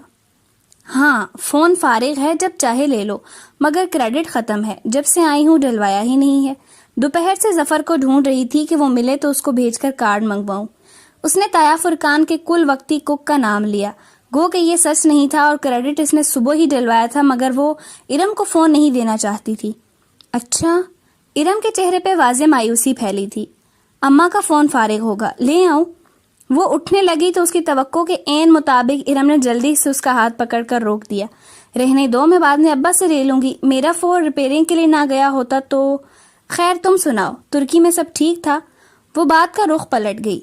بس وہاں تو اب دنیا ہی بدل گئی ہے، مگر اسے چھوڑو، یہ بتاؤ مہوش سہرش کے انداز اتنے بدلے بدلے کیوں لگ رہے ہیں؟ اس نے پراندے کو ہاتھ سے پیچھے کمر پہ ڈالتے ہوئے حیرت کا اظہار کر ہی دیا۔ آخر دونوں کزنز تھیں اور کبھی بہت اچھی دوست بھی ہوا کرتی تھیں۔ دماغ خراب ہو گیا ان دونوں کا، ارم سرگوشی میں کہتے ہوئے ذرا قریب کھسک آئی۔ یہ جو عفان صاحب ہیں نا، جن کو میں اپنا ڈرائیور بھی نہ رکھوں، انہوں نے کینیڈا میں کسی ریئلٹی ٹی وی شو میں حصہ لے کر $1.5 ملین جیتے ہیں اور ان سب کی جون ہی بدل گئی ہے۔ سنا ہے دونوں ہنی مون ٹرپ پہ یورپ کے ٹور پہ جا رہے ہیں۔ ارم کے لہجے میں نہ حسد تھا نہ رشک، بس وہ اکتائی ہوئی لگ رہی تھی۔ تبھی کہوں، اس نے ایک استہزائیہ سر جھٹکا۔ ارم کچھ دیر مزید بیٹھی پھر اٹھ کر چلی گئی۔ حیا کو اگر کسی نے اسٹیج کی طرف بلایا تو بھی وہ نہیں گئی اور اصرار بھی کسی نے ہی کیا۔ اس کے صدمے سے سب واقف تھے، مگر اس کی دوست کے غم میں کسی نے اپنا کام نہیں چھوڑا تھا اور وہ کسی سے ایسی توقع کر بھی نہیں رہی تھی۔ پھر بھی دل پہ ایک بوجھ سا تھا۔ کتنی بے حس تھی یہ دنیا، کیسے لمحوں میں لوگ ختم ہو جاتے ہیں اور یہاں کسی کا کچھ نہیں بگڑتا۔ سب کام جاری و ساری تھے اور ایک دم سے بجلی غائب ہو گئی، ساری بتیاں گل ہو گئیں، ہر طرف اندھیرا اور سناٹا چھا گیا، صرف کیمرہ مین کے کیمروں کی فلیش لائٹس کی روشنی رہ گئی۔ پھر مایوسی، غصہ بھری مزمحل سی آوازیں بلند ہوئیں، موبائل کی ٹارچز آن ہوئی، کسی نے بھاگ کر برآمدے کے UPS کی ٹیوب لائٹ جلائی تو مدھم سفید روشنی برآمدے میں پھیل گئی۔ رضا، فروخ، داور وغیرہ کو ان کی ماؤں نے آوازیں دی۔ جنریٹر آٹومیٹک تھا، پھر کیوں نہیں چلا؟ کوئی تو جنریٹر چلائے۔ ہر طرف اکتاہٹ بھری آوازیں سنائی دینے لگی۔ لڑکے بھاگ کر برآمدے میں آئے اور فروخ نے جلدی سے آگے بڑھ کر جنریٹر چلانے کی کوشش کی، مگر اس کا انجن مردہ پڑا رہا۔ اچھے بھلے فنکشن میں بدمزگی سی ہو گئی۔ ہر طرف بے چینی اور اضطراب بڑھتا جا رہا تھا۔ ہر میز پہ ایک ٹمٹماتی موبائل کی ٹارچ جگمگا رہی تھی۔ پتہ نہیں ابا، نہیں چل رہا۔ داور بھائی نے بھی 2-4 دفعہ کوشش کی مگر بے سود۔ وہ ہاتھ جوڑ کر مایوسی سے کہتے ہوئے کھڑے ہو گئے۔ ابا اور تایا فرقان بھی برآمدے کے ستونوں کے پاس آن کھڑے ہوئے تھے۔ حیا کی میز چونکہ برآمدے سے بہت قریب تھی سو وہ گردن موڑ کر بیٹھی سب کچھ دیکھ رہی تھی۔ جاؤ مکینک کو بلا کر لاؤ یا دوسرے جنریٹر کا بندوبست کرو، جلدی۔ دایا فرقان برہمی سے ڈانٹتے اپنے بیٹوں کو دوڑا رہے تھے۔ کوئی ادھر بھاگا تو کوئی ادھر، ہر طرف ایک شرمندگی اور بیزاری پھیل گئی تھی۔ وہ ایک کونی پہ میز ٹکائے تھوڑی ہتھیلی پہ رکھے گردن ترچھی کر کے برآمدے کو دیکھی گئی جہاں مدھم سی روشنی میں رکھا جنریٹر دکھائی دے رہا تھا۔ قریب ہی تایا فرقان اور سلیمان صاحب کھڑے قدرے متاسف سے آپس میں کچھ کہہ رہے تھے۔ دفتن وہ چونکی۔ اس نے جہان کو برآمدے کے زینے چڑھتے ہوئے دیکھا۔ تایا فرقان اور ابا نے اسے نہیں دیکھا تھا، وہ آپس میں مصروف تھے۔ وہ خاموشی سے آستینے مزید پیچھے موڑتے ہوئے آگے بڑھا اور جنریٹر کے سامنے ایک پنجے اور ایک گھٹنے کے بل بیٹھا۔ نچلا لب دانتوں سے دبائے وہ اب گردن جھکائے جائزہ لینے لگا تھا، پھر سر اٹھایا اور متلاشی نگاہوں سے ادھر ادھر دیکھا۔ قریب سے افراتفری کے عالم میں ثنا اندر جاتی دکھائی دی۔ اس نے ثنا کو آواز دی، وہ ٹھٹک کر رکی۔ اس نے کچھ کہا تو ثنا نے ذرا اچھمبے سے اسبات میں سر ہلایا اور اندر چلی گئی۔ چند لمحوں بعد اس کی واپسی ہوئی تو چھری، پیچکس اور ایسی چند چیزیں اس کے ہاتھ میں تھی۔ جہان کے ساتھ وہ سب رکھ کر خود بھی وہیں کھڑی ہو گئی۔ وہ جنریٹر کا کور اتار رہا تھا، تبھی تایا فرقان کی نگاہ اس پر پڑی تو وہ چونکے۔ وہ بغیر اپنے کرتے کی پرواہ کیے زمین پہ بیٹھا جنریٹر میں ہاتھ ڈال کر کچھ دیکھ رہا تھا۔ تایا فرقان کی نگاہوں کے تعاقب میں سلیمان صاحب نے بھی اس کی طرف دیکھا۔ فیول والو میں کچھ پھنس گیا ہے، ابھی صاف ہو جائے گا۔ اس کی آواز مدھم مدھم سی حیا تک پہنچی تھی۔ ثنا بہت حیرت، بہت متاثر سی اس کے ساتھ کھڑی اس کام کو کرتی دیکھ رہی تھی جو بالکل کسی ماہر مکینک کے انداز میں بہت مہارت سے تاریں ادھر ادھر کر رہا تھا۔ چونکہ ہر سو اندھیرا تھا اور روشنی صرف برآمدے میں تھی سو برآمدے کا منظر سارے منظر پہ چھانے لگا۔ لڑکیاں اور رشتہ دار خواتین مڑ مڑ کر اس طرف دیکھ رہی تھیں۔ ماحول پہ چھائی بے چینی ذرا کم ہوئی۔ اس نے کور واپس ڈالا، اس کے ہاتھوں پہ کالک لگ گئی تھی۔ پھر اس نے جنریٹر کا لیور کھینچا اور پیچھے کو ہٹا تو ساتھ ہی ایک جھماکے سے ساری بتیاں روشن ہو گئی۔ اتنی تیز روشنی سے حیا کی آنکھیں لمحے بھر کو چندی آئیں۔ اس نے بے اختیار انہیں میچ کر دھیرے دھیرے کھولا۔ ثنا خوشی اور تشکر سے کچھ کہتے ہوئے چیزیں اٹھا رہی تھی۔ وہ ہاتھ جھاڑتے ہوئے اٹھ رہا تھا۔ ثنا نے اس کے ہاتھوں کی طرف اشارہ کر کے کچھ کہا تو وہ اسی سنجیدگی سے سر ہلا کر اندر چلا گیا۔ ثنا بھاگ کر اس کے پیچھے گئی۔ سلیمان صاحب جو قدرے دم بخود سے دیکھ رہے تھے ذرا سنبھل کر واپس مڑ گئے۔ وہ متاثر ہوئے تھے اور وہ اس تاثر کو چھپانے کی ناکام کوشش کر رہے تھے۔ حیا مسکراہٹ دبائے واپس سیدھی ہو کر بیٹھ گئی۔ جس شخص نے اندھیروں میں روشنیاں بکھیری تھیں اس سے سب ہی متاثر تھے۔ البتہ وہ جانتی تھی کہ ابا نے کبھی یہ توقع نہیں کی ہوگی کہ جہان یوں زمین پر بیٹھ کر جنریٹر کھولنے لگ جائے گا۔ اس کے دل میں ایک بے پایاں سا فخر جاگا۔ اس کی اور یقیناً ثنا کی بھی خود ساختہ سی خفگی اب کہیں نہیں تھی۔ مہمانوں کے لیے ریفریشمنٹ تھی اور ان کے جانے کے بعد گھر والوں کے لیے کھانے کا انتظام تھا۔ جب مہمان چلے گئے اور صرف وہی اپنے لوگ رہ گئے تو لان میں خواتین کا کھانا لگا دیا گیا جبکہ مردوں کا انتظام اندر تھا۔ مرد حضرات اور لڑکے وغیرہ اٹھ کر اندر چلے گئے تھے۔ لان اب خالی خالی سا ہو گیا تھا۔ وہ پانچوں کزنز اس وقت سٹیج پہ جھولے اور ساتھ رکھی کرسیوں پہ آ بیٹھی تھیں۔ مہوش تھوڑی دیر بعد بیٹھی، پھر میں آرام کروں گی کہہ کر نزاکت سے اپنا فراک سنبھالے اٹھ کر اندر چلی گئی۔ جہان بھائی تو بڑے کمال کے ہیں۔ ثنا اپنی ہیلز اتار کر دکھتے پیروں کو ہاتھ سے سہلا رہی تھی۔ میں نے تو ان سے کہہ بھی دیا کہ جہان بھائی میں نے آپ کو پاس کر دیا۔ پہلے تو حیران ہوئے پھر ہنس پڑے۔ سچ ہے آپ کے فیانسی ہیں بڑے سمارٹ۔ اچھا؟ وہ پھیکا سا مسکرا دی۔ ان فیانسی صاحب کو تو شاید خود بھی اپنی منگنی کا علم نہیں ہے۔ سلوک دیکھا ہے ان کا حیا کے ساتھ؟ ارم جو قدرے بیزار سی بیٹھی تھی تنگ کر بولی، اور جب فروخ بھائی مکینک کو لا ہی رہے تھے تو کیا ضرورت تھی بڑے مجمع میں الیکٹریشین بننے کی؟ لوگ بھی کیا سوچتے ہوں گے، ترکی سے یہی کچھ سیکھ کر آئے ہیں۔ ثنا کے تو تلووں پہ لگی، سر پہ بچھی۔ ارم آپی بات سنیں، سمی بھائی کو الیکٹریشین لانے میں پون گھنٹہ تو لگ ہی جانا تھا، جبکہ جہان بھائی نے 6-7 منٹ میں سارا مسئلہ حل کر دیا۔ اور امیج کی کیا بات ہے، لوگ تو امپریس ہی ہوئے ہوں گے۔ ہاں بہت امپریس ہوئے ہوں گے کہ ہمارا ٹرکش کزن باورچی ہونے کے ساتھ ساتھ مکینک بھی ہے۔ ارم بڑے تمخصر سے کہہ کر اٹھ گئی۔ ثنا نے غصے بھری نگاہوں سے مڑ کر اسے جاتے دیکھا۔ ارم آپی بینا ہر وقت مرچیں ہی چباتی رہتی ہیں۔ اچھا جانے دو، اس کی تو عادت ہے۔ تم مجھے آج کی پکچرز دکھاؤ، اس کے بعد کھانا کھائیں گے، اس نے کہا تو ثنا سر ہلاتی اٹھ کھڑی ہوئی۔ وہ دونوں ساتھ ساتھ چلتی اندر آئی تھیں۔ لاؤنج میں سارے مرد حضرات بیٹھے تھے، جہان بھی ادھر ہی تھا۔ ایک سنگل صوفے پہ بیٹھا وہ غور سے داور بھائی کی باتیں سن رہا تھا، جو وہ اپنے مخصوص انداز میں باواز بلند کچھ کہہ رہے تھے۔ وہ دونوں تیز تیز چلتی لاؤنج کے سرے پہ بنے دروازے تک آئیں۔ وہ باہر کھڑی رہ گئی، جبکہ ثنا نے دھیرے سے دروازہ کھول کر اندر جھانکا۔ وہ مہوش کا کمرہ تھا، جس کے اندر ثنا کا کیمرہ رکھا تھا۔ نائٹ بلب کی مدھم روشنی میں بیڈ پہ لیٹی، آنکھوں پہ بازو رکھے مہوش نظر آ رہی تھی۔ ثنا دبے قدموں اندر گئی اور ڈریسنگ ٹیبل سے کیمرہ اٹھایا۔ آہٹ پہ مہوش نے بازو اٹھایا۔ کیا ہے ثنا، سونے دو نا مجھے، وہ تنگ کر بولی۔ سوری آپی، بس جا رہی ہوں۔ ثنا کیمرہ اٹھا کر جلدی سے باہر آئی اور دروازہ بند کیا۔ ایک تو مہوش آپی بھی نا، وہ ذرا خفگی سے کہتی اس کے ساتھ کچن کی جانب بڑھ گئی۔ ایک دفعہ پھر لاؤنج سے گزر کر وہ دونوں کچن میں آئی تھیں اور حیا جانتی تھی کہ وہ بنا میک اپ کے بھی اتنی خوبصورت لگ رہی تھی کہ اس کے بہت سے کزنز نے نگاہوں کا زاویہ موڑ کر اسے دیکھا۔ پتہ وہ جس کے دیکھنے سے فرق پڑتا تھا ویسے ہی داور بھائی کی جانب متوجہ تھا۔ وہ دونوں اب کچن میں کاؤنٹر کے ساتھ ٹیک لگائے کھڑی تھیں، ثنا کے ہاتھ میں پکڑے کیمرے کی چمکتی اسکرین پہ گزرتی تصاویر کو دیکھ رہی تھی، جنہیں ثنا انگوٹھے سے بٹن دباتی آگے کرتی جا رہی تھی۔ تب ہی دھاڑ سے دروازہ کھل کر بند ہونے کی آواز آئی۔ ان دونوں نے چونک کر سر اٹھایا۔ داور بھائی، یہ کیا تماشا ہے؟ وہ ضبط کھو کر چلانے والی مہوش تھی۔ لمحے بھر کو تو وہ دونوں ساکت رہ گئیں، پھر ایک دم سے دوڑ کر چوکھٹ تک آئیں۔ لاؤنج میں جیسے سب کو سانپ سونگھ گیا تھا۔ سب ششدر سے مہوش کو دیکھ رہے تھے، جو اپنے کمرے کے دروازے کے آگے کھڑی کمر پہ ہاتھ رکھے چلا رہی تھی۔ یہ کون سی جگہ ہے تقریریں کرنے کی؟ کسی کو میرا احساس ہی نہیں ہے کہ میں نے آرام بھی کرنا ہے۔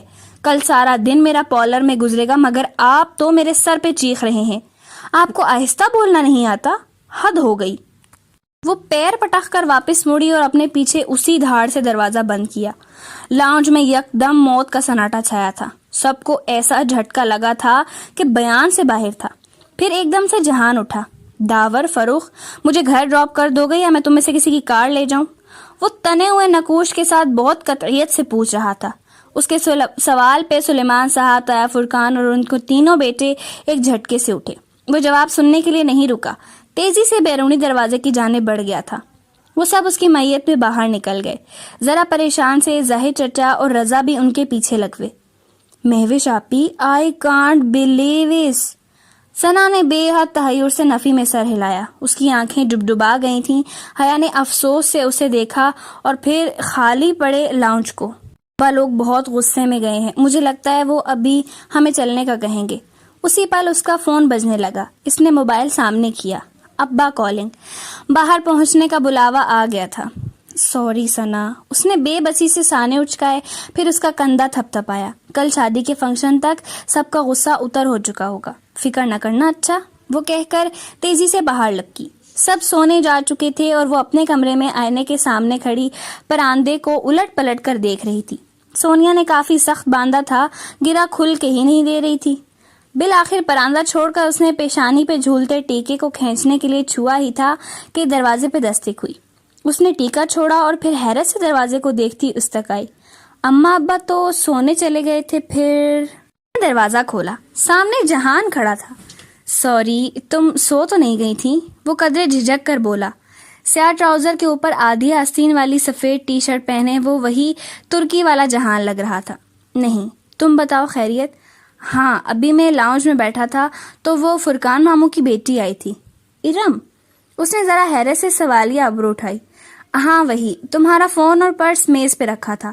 اس نے فون اٹھا کر مجھ سے کہا کہ اسے ایک کال کرنی ہے، ابھی 5 منٹ میں فون لا دے گی، مگر اب اس نے کلائی پہ بندھی گھڑی دیکھی۔ اب 20 منٹ ہونے کو آئے ہیں مگر وہ واپس نہیں آئی۔ میں نے سوچا تمہیں بتا دوں۔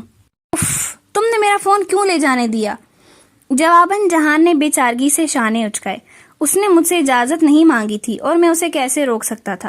مجھے تو فرقان ماموں کی فیملی سے ویسے ہی بہت ڈر لگتا ہے۔ کیوں؟ وہ چونکی۔ کیونکہ وہ سرخ مرچ کا استعمال بہت زیادہ کرتے ہیں۔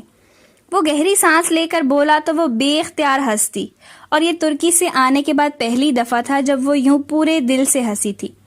سرخ مرچ کا استعمال ہمیں بھی آتا ہے۔ تم ادھر ہی ٹھہرو، میں ذرا ارم سے فون لے آؤں۔ اور آج تو ویسے ہی ارم کی طرف سے اس کے بہت سے حساب اکٹھے ہو گئے تھے۔ اچھا، میں انتظار کر رہا ہوں، وہ مسکرا کر کہتا صوفے پہ بیٹھ گیا اور وہ باہر چلی آئی۔ تایا فرقان کے لاؤنج میں سب ہی موجود تھے سوائے ارم اور سونیا کے۔ تایا ابا بہت پرملال انداز سے نفی میں سر ہلاتے کچھ کہہ رہے تھے۔ شاید آج والے واقعے کا تذکرہ تھا جب حیا کو آتے دیکھا۔ آؤ آؤ بیٹا، انہوں نے مسکرا کر اپنے ساتھ صوفے پہ بیٹھنے کا اشارہ کیا اور پھر سونیا کو آواز دی۔ سونیا، حیا کی چائے بھی لے آنا۔ جی اچھا ابا، سونیا نے جواباً کچن سے آواز لگائی۔ نہیں تایا ابا، میں چائے نہیں پیوں گا، بس اب سونے ہی جا رہی تھی، وہ بے تکلفی سے کہتی تایا ابا کے ساتھ صوفے پہ آ بیٹھی۔ ان کی گھریلو سیاستیں اور وقتی تند و تیکھی باتیں ایک طرف، تایا فرقان اس سے پیار بھی بہت کرتے تھے، اور آج مہوش کی بدتمیزی پہ جہاں وہ دکھی تھے وہاں انہیں حیا کی قدر بھی آئی تھی۔ ابا سو گئے تمہارے؟ جی کب کے، میں بس ذرا ارم سے فون لینے آئی تھی۔ فون کیوں؟ تایا ابا بری طرح چونکے۔ سائمہ تائی بھی ٹھٹک کر اسے دیکھنے لگی۔ ارم کو کوئی کال کرنی تھی تو وہ میرا فون لے کر گئی تھی، مگر ابھی مجھے اپنی فرینڈ کو میسج کرنا ہے، سوچا فون لے لوں، وہ بہت سادگی سے کہہ رہی تھی۔ تایا کے چہرے کا رنگ فوراً ہی بدل گیا تھا، نرمی کی جگہ سختی نے لے لی۔ ارم ارم، انہوں نے بلند آواز میں پکارا۔ جی ابا، وہ دوپٹہ سنبھالتی بھاگتی ہوئی آئی، مگر حیا کو بیٹھے دیکھ کر اس کا رنگ ایک دم سے فک ہوا۔ حیا کا فون اسے واپس دو، تایا نے کڑی نگاہوں سے گھورتے ہوئے بڑے ضبط سے کہا۔ جی وہ فضا کو میسج کرنا تھا تو وہ ہکلا گئی۔ تایا اتنی شعلہ بار نگاہوں سے اسے دیکھ رہے تھے کہ وہ رکی نہیں، الٹے قدموں واپس مڑی اور چند ہی لمحوں بعد فون لا کر حیا کو تھمایا اور ساتھ ہی کینہ توڑ نگاہ اس پہ ڈالی، گویا کچا چبا جانا چاہتی ہو۔ وہ جواباً سادگی سے مسکرا دی۔ تھینک یو، میں چلتی ہوں، آپ لوگ چائے انجوائے کریں۔ وہ فون لے کر وہاں سے اٹھ آئی اور وہ جانتی تھی کہ اب چائے انہوں نے خاک انجوائے کرنی تھی۔ واپس لاؤنج میں آتے ہوئے اس نے موبائل کا لاگ چیک کیا، میسج اور کال لاگ بالکل کلیئر تھا، سارا کال ریکارڈ غائب۔ ارم کی بچی، اسے ارم پہ بری طرح سے غصہ آیا۔ کال ریکارڈز میں موجود تمام نمبرز اس کے پاس محفوظ ہی تھے، البتہ جب وہ ترک فون ریسٹورنٹ میں چھوڑ آئی تھی بیوقدہ جانے سے قبل، تو اس کے اسی پاکستانی موبائل پہ عبدالرحمان پاشا کا فون آیا تھا۔ اس کا نمبر اس نے محفوظ نہیں کیا تھا، وہ بس کال لاگ میں پڑا رہ گیا تھا، اب وہ مٹ گیا تھا۔ چلو خیر، اس نے کون سا کبھی ARP کو کال کرنی تھی۔ جہان صوفے پہ اسی طرح بیٹھا تھا، اسے آتے دیکھ کر اٹھ کھڑا ہوا۔ کیسے ملا؟ مرچوں کے استعمال سے؟ اس کی نگاہیں حیا کے ہاتھ میں پکڑے موبائل پہ تھی۔ نہیں، جہاں شکر کے استعمال سے بات بن جائے ہم وہاں مرچیں ضائع نہیں کرتے۔ ویسے پاکستان کے لوگ دل کے بہت ہی اچھے ہیں، ایک کزن بغیر پوچھے فون اٹھا لیتی ہے، ایک بہت عزت سے بغیر کھانا کھلائے گھر سے نکالتی ہے، اور ایک کھانا بھی نہیں پوچھتی۔ او خدایا، اس نے بے اختیار ماتھے کو چھوا۔ تم نے کھانا نہیں کھایا؟ کہاں کھاتا، وہاں تو ابھی لگا ہی نہیں تھا، اور یہاں گھر کی دونوں خواتین نے پوچھا ہی نہیں۔ وہ اس کی بات مکمل ہونے سے قبل ہی بھاگ کر جلدی سے کچن کی طرف آئی اور فریج کھولا۔ آج وہاں کھانا تھا تو کچھ بنا ہی نہیں، ہمارے ہاں رات کا سالن اگلے دن کوئی نہیں کھاتا۔ ٹھہرو، میں انڈے بنا لیتی ہوں۔ اسے یاد آیا کھانا تو اس نے بھی نہیں کھایا تھا، مگر اسے اتنی بھوک نہیں تھی۔ انڈوں کا کھانا کھولا تو اندر 2 ہی انڈے رکھے تھے، اسے بے پناہ شرمندگی ہوئی۔ ان 2 انڈوں سے تو کچھ نہیں بنے گا، اس نے خفت سے کہتے ہوئے فریج کا دروازہ بند کیا۔ جہان نے جیسے اس پر افسوس کرتے ہوئے سر نفی میں ہلایا۔ تمہیں شاید بھول گیا ہے کہ تم استنبول کے بہترین شیفز میں سے ایک سے بات کر رہی ہو۔ آرام سے بیٹھ جاؤ ادھر کرسی پہ، میں خود بنا لوں گا سب کچھ۔ اس نے اپنا سلمر سمارٹ فون میز پہ رکھا اور پھر آگے بڑھ کر فریج، فریزر، کیبنٹس، ہر چیز کھول کر الا بلا باہر نکالنے لگا۔ فروزن قیمہ، پاستا کا پیکٹ، جمے مٹروں کا لفافہ، ساسز، سبزیوں کے خانے سے چند سبزیاں چن لی۔ وہ تمام چیزیں کاؤنٹر پہ جمع کرتا جا رہا تھا۔ تم اس وقت پاستا بناؤ گے؟ وہ متعجب سے کرسی پہ بیٹھی اسے دیکھ رہی تھی۔ وہ ابھی تک اپنے سبز فراک پراندے اور ٹیکے سمیت بیٹھی تھی اور کپڑے بدلنا اسے بالکل بھول گیا تھا۔ ہاں، مجھے کوکنگ کے درمیان ٹوکنا مت، میں بہت برا مانتا ہوں۔ مسکراتے ہوئے وہ سبزیاں دھو رہا تھا۔ تمہارا بخار کیسا ہے؟ اب ٹھیک ہے۔ اس نے خود ہی اپنا ماتھا چھوا، وہ کل کی نسبت قدرے ٹھنڈا تھا۔ ویسے مجھے حیرت ہے زاہد ماموں اور ان کے بیٹے پہ، اس لڑکے نے اتنی بدتمیزی کی اور انہوں نے اسے کچھ بھی نہیں کہا۔ وہ واقعتاً حیرت سے کہتا سبزیاں کٹنگ بورڈ پہ رکھ کر کھٹا کھٹ کاٹ رہا تھا۔ اس کے ہاتھ مشینی انداز میں چل رہے تھے۔ اس کی ایک دن کے بعد رخصتی ہے، شاید وہ اس کا دل برا نہیں کرنا چاہتے ہوں۔ اس نے شانے اچکائے، مگر اس نے بہت مس بہیو کیا۔ وہ افسوس سے کہتا پانی ابلنے کے لیے رکھ رہا تھا۔ دوسری جانب اس نے فرائنگ پین میں ذرا سا تیل گرم ہونے کے لیے رکھ دیا۔ اصل میں اس کے فیانسی نے کسی کینیڈین ریئلٹی شو میں $1.5 ملین جیتے ہیں۔ اسی پہ اس کا دماغ 7ویں آسمان پہ ہے اور وہ زمین پہ بغیر دماغ کے گھوم رہی ہے۔ وہ ٹیک لگائے ٹانگ پہ ٹانگ رکھی بیٹھی بتا رہی تھی، کینیڈین شو میں $1.5 ملین، بہت اچھی کور سٹوری ہے۔ اس نے ذرا سا ہنس کر سر جھٹکا، ساتھ ہی وہ فرائنگ پین میں فرائی ہوتی سبزیوں کو بجائے کفگیر سے ہلانے کے فرائنگ پین کا ہینڈل پکڑے دائیں بائیں تو کبھی اوپر نیچے ہلا رہا تھا۔ سبزیاں چند انچ کو اوپر کو اڑتی اور پھر واپس پین میں آ گرتی۔ کیا مطلب؟ اس نے ناسمجھی سے اسے دیکھا۔ اگر کسی پاکستانی نے کینیڈین شو میں اتنی خطیر رقم جیتی ہوتی تو میڈیا پہ ہر جگہ آ چکا ہوتا۔ مجھے تو وہ لڑکا شکل سے ہی کرمنل لگ رہا تھا۔ تازہ آئی بلیک منی کو وائٹ کرنے کے لیے کور بنایا ہے، اور کیا؟ اچھا، اسے تعجب ہوا۔ اس نہج پہ تو اس نے سوچا ہی نہیں تھا، البتہ کرمنل سے اسے کچھ یاد آ گیا تھا۔ جہان، تمہارے ریسٹورنٹ پہ جو حملہ ہوا تھا اس کا کچھ پتہ چلا؟ نہیں۔ وہ گردن ترچھی کیے ساس کی بوتل پین میں انڈیل رہا تھا۔ حالانکہ میری استنبول میں کسی سے کوئی دشمنی نہیں ہے، قوی امکان ہے کہ کسی اور کے دھوکے میں ان لوگوں نے میرا ریسٹورنٹ الٹ دیا۔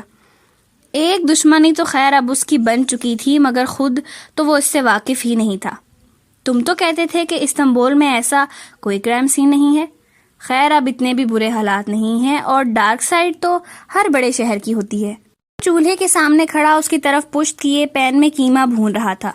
قیمے اور شملہ مرچ کی بھینی بھینی اشتہا انگیز سی مہک سارے کچن میں پھیلنے لگی تھی۔ اس کی گم شدہ بھوک ایک دم سے جاگ اٹھی تھی۔ تمہیں پاکستان آ کر کیسا لگا جہان؟ وہ تھوڑی تلے مٹھی رکھے اسے دیکھتی سادگی سے پوچھنے لگی۔ یہ یہاں آنے کے بعد ان کی پہلی باقاعدہ گفتگو تھی۔ اچھا لگا، بلکہ بہت اچھا لگا، مگر فرقان ماموں کی باتیں، میں نے تو خواب میں بھی نہیں سوچا تھا کہ میرے رشتے دار اتنی تیکھی باتیں بھی کر لیتے ہوں گے۔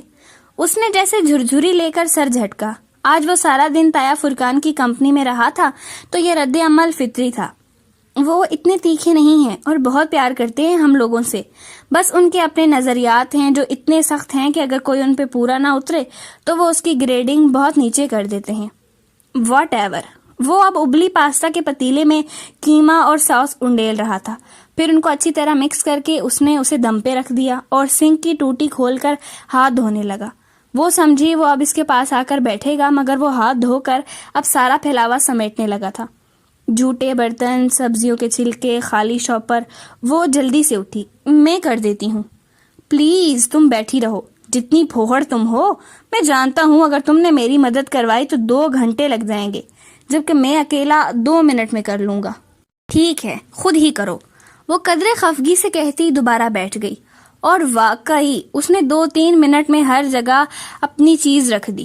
چند ایک برتن جو پکانے کے دوران میلے ہوئے تھے وہ دھل کر سٹینڈ میں لگ گئے اور سلیب چمکا دیے گئے۔ وہ بندہ کمال کا تھا۔ تم کب سے ریسٹورنٹ چلا رہے ہو؟ اب تو بہت عرصہ ہو گیا۔ اچھا، میں برتن لگاتا ہوں، تم سلیمان ماموں کو بلاؤ، انہوں نے بھی کھانا نہیں کھایا تھا۔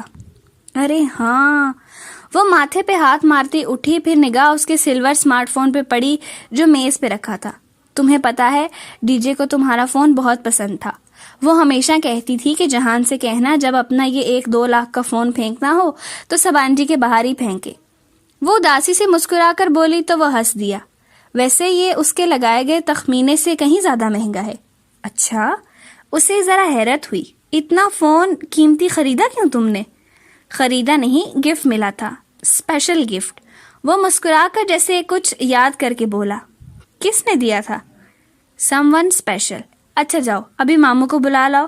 وہ ٹال گیا تو وہ شانے اچکاتی وہاں سے چلی آئی۔ ابا کا دروازہ بجا کر وہیں سے بلا کر وہ واپس لاؤنج میں آئی تو وہ وہاں میز پہ پلیٹیں اور گلاس رکھ رہا تھا۔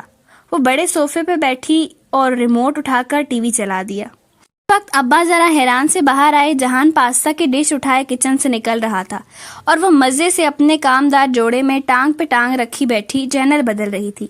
ابا ان کو دیکھ کر جلدی سے اٹھی اور جہان کے ہاتھ سے ٹرے لی۔ سوری ماموں، ہم نے آپ کو اٹھا دیا، آپ نے کھانا نہیں کھایا تھا سو۔ ادھورا چھوڑ کر اس نے ان کی طرف پلیٹ بڑھائی۔ Thank you. ابا نے قدرے ناسمجھی سے کھانے کو دیکھا اور پھر حیا کو۔ یہ تم نے بنایا ہے؟ نہیں، جہان نے۔ وہ مسکراہٹ دبا گئی۔ ویسے ماموں یہ اٹالین ریسیپی نہیں ہے، ذرا دیسی سٹائل میں بنایا ہے جیسے ممی بناتی ہیں۔ آپ کو پاستا میں قیمہ پسند ہے نا؟ ممی نے بتایا تھا مجھے۔ سلیمان صاحب چونک کر اسے دیکھنے لگے۔ اس کو دل توڑنے کا فن آتا تھا تو ٹوٹے ہوئے دلوں کو دوبارہ جوڑ کر انہیں جیتنے کا فن بھی آتا تھا۔ وہ اپنی جگہ بیٹھی رہ گئی۔ اسے اب احساس ہوا تھا کہ وہ رف اور ٹف سا بندہ تو بھوکا بھی سو جاتا، مگر رات کے 1 بجے اگر اس نے اتنا اہتمام کیا تھا تو صرف اور صرف ابا کے لیے، کیونکہ اسے یاد تھا کہ ابا نے کھانا نہیں کھایا اور اسے شاید احساس ہو گیا تھا کہ وہ اس سے ذرا کھچے کھچے سے رہتے ہیں۔ اور حیا کو خود اب یاد آیا تھا کہ قیمہ والا پاستا ابا کا پسندیدہ تھا۔ وہ جانتی تھی کہ اس عمل سے جہان نے اپنے اور ابا کے درمیان حائل برف کو پگھلانے کی کوشش کی تھی۔ پاستا بہت مزے کا بنا تھا، منہ میں جاتے ہی گھل جانے والا۔ سلیمان صاحب نے تعریف نہیں کی مگر ان کے چہرے سے ظاہر تھا کہ انہیں اپنا یوں خیال کیا جانا اچھا لگا تھا۔ وہ خود بھی بہت شوق سے کھا رہی تھی۔ ڈی جے کے بعد یہ پہلا کھانا تھا جو اس نے دل سے کھایا تھا۔ کونیا میں 2 لڑکیوں کا اغوا۔ ٹی وی اسکرین پہ BBC چل رہا تھا اور جو خبر نیوز کاسٹر نے پڑھی اس پہ ان تینوں نے چونک کر سر اٹھایا۔ کونیا ترکی کا شہر تھا، جلال الدین رومی کا شہر۔ جہان نے بجلی کی تیزی سے ریموٹ اٹھایا اور چینل بدل دیا۔ کیا کہا اس نے؟ کونیا؟ ابا جو ہاتھ روک کر اسکرین کو دیکھنے لگے تھے، چینل تبدیل ہونے پہ الجھ کر جہان کو دیکھا۔ وہ سادگی سے مسکرا دیا۔ نہیں، کونیا نہیں، اس نے کہا تھا کینیا۔ اور لینا۔ وہ ریموٹ ایک طرف رکھ کر انہیں پھر سے سرو کرنے لگا۔ ابا نے ذرا تذبذب سے سر ہلایا، گویا وہ اپنی سماعت کے دھوکہ دینے پہ الجھے ہوئے تھے۔ حیا نے جہان کو دیکھا اور جہان نے اسے، پھر دونوں زیر لب مسکرا دیے۔ ابھی وہ ابا کے سامنے ترکی کا امیج سبو ہوتا نہیں دیکھ سکتے تھے۔ بارات کے لیے وہ میرج ہال کی جانب رواں دواں تھے۔ ابا ڈرائیو کر رہے تھے اور آج وہ خاموش نہیں تھے بلکہ فرنٹ سیٹ پہ بیٹھے جہان کو سڑک کے اطراف میں گزرتی جگہوں کے بارے میں مختصراً فکروں میں آگاہی دے رہے تھے۔ وہ بھی جواباً کوئی مختصر سا جواب دے دیتا۔ وہ آج بھی اتنا ہی کم گو تھا جتنا 2 روز قبل، مگر برف کی دیوار پگھل گئی تھی۔ وہ پچھلی نشست پہ بیٹھی لا تعلق سی باہر دیکھ رہی تھی۔ اسے ڈی جے کے بغیر یوں ان خوشی کی تقاریب میں شرکت کرنا سخت برا لگ رہا تھا۔ وہ اندر ہی اندر احساس جرم کا شکار تھی۔ ابھی اسے بچھڑے دن ہی کتنے ہوئے تھے مگر مجبوری تھی، جانا تو تھا۔ وہ آج بھی خاص تیار نہیں ہوئی تھی۔ کاجل اور نیچرل لپسٹک کے علاوہ کوئی میک اپ نہیں کیا، بال یوں ہی کھلے چھوڑ دیے، جیولری بھی نہیں پہنی۔ ضرورت بھی نہیں تھی کہ اس کی لمبی ٹخنوں سے بالش بھر اونچی قمیض کے گلے پہ کافی گام تھا۔ وہ شیفون کی قمیض تھی اور اس کا رنگ آلو بخارے کے چھلکے کا سا تھا۔ قمیض کا گلا گردن تک بند تھا اور گردن سے لے کر بالش نیچے تک سیاہ اور آلو بخارے کے رنگ کے چھوٹے بڑے ہر سائز کے نگ لگے تھے۔ ان کی جھل ملاہٹ بہت خوبصورت تھی۔ نیچے ہم رنگ سلک کا پاجامہ تھا اور آستین کلائیوں تک آتی چوڑی دار تھیں، لیکن آج بھی اسے اپنے کل کی طرح لباس کی خوبصورتی سے کوئی دلچسپی نہ تھی۔ میرج ہال کے باہر بارات ابھی اتری تھی۔ داخلی دروازے پہ خاصا رش تھا۔ سجی سنوری زیورات، قیمتی ملبوسات اور خوشبوؤں میں رچی برسی لڑکیاں اور خواتین گاڑیوں سے نکل کر اپنے بال اور میک اپ ٹھیک کرتی دروازے کی جانب بڑھ رہی تھیں۔ رضا اور زاہد چچا وہاں کھڑے خوش اخلاقی سے مسکراتے مہمانوں کو ویلکم کر رہے تھے۔ اسے پتا تھا کہ مہوش کی کل والی بات کو آج بھلا کر سب شادی میں شرکت کریں گے اور واقعی یہ ہو رہا تھا۔ کار رکنے پر اس نے دروازہ کھولا اور باریک ہیل باہر پتھریلی زمین پہ رکھی۔ بے اختیار اسے اپنی ٹوٹی ہوئی سرخ ہیل یاد آئی۔ سر جھٹک کر وہ باہر نکلی اور پرس سنبھالتے ہوئے دروازہ بند کیا۔ جہان اور اماں ایک ساتھ میرج ہال کے داخلی دروازے کی جانب بڑھ رہے تھے اور وہ بھی وہیں چلی جاتی اگر جو اس کے پاؤں میں وہ پتھر آ کر نہ لگتا۔ آؤچ! اس نے کراہ کر پیر ہٹایا۔ وہ بجری کا چھوٹا سا ٹکڑا تھا۔ اس نے گردن اٹھا کر ادھر ادھر دیکھا. وہ مخالف سمت سے آیا تھا جہاں پارکنگ میں گاڑیاں کھڑی تھیں اور کسی نے بہت طاق کر اسے مارا تھا. ان گزرے 3-4 ماہ میں اسے اتنا اندازہ تو ہو گیا تھا کہ اس کے ساتھ اتفاقات نہیں ہوتے تھے. اس نے متلاشی نگاہوں سے اس سمت دیکھا اور پھر ٹھہر سی گئی. پارکنگ کے پیچھے سے ایک ہیولا سا نکلا اور اس کی جانب بڑھنے لگا. چند لمحے تو وہ اپنی جگہ سے ہل نہیں سکی. رات کی تاریکی میں پارکنگ ایریا کو اونچے پولز کی زرد بتیوں نے مدھم سی روشنی بخش رکھی تھی. اس روشنی میں وہ صاف دکھائی دے رہا تھا یا دے رہی تھی.